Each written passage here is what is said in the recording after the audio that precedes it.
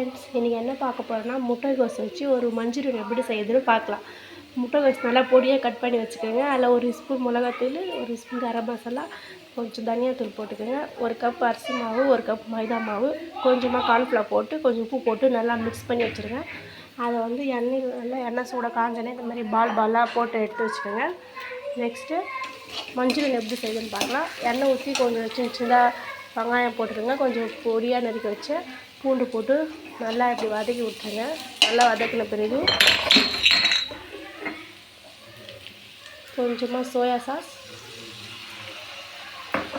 கொஞ்சமாக tomato sauce நல்லா mix பண்ணிடணும். கொட்டிட்டு நல்லா இந்த மாதிரி ட்ரையாக இது பண்ணிவிடுங்க. கொஞ்சமாக சர்க்கரை கொஞ்சம் போட்டுக்கோங்க. கரைச்சி வச்சுருக்க கார்ன்ஃப்ளவர் தண்ணியை இதை ஊற்றி நல்லா மிக்ஸ் பண்ணுங்கள். அதுக்குன்னா கொத்தமல்லி மேலே இப்படி தூவிக்குங்க. சூப்பரான கோபி மஞ்சூரியன்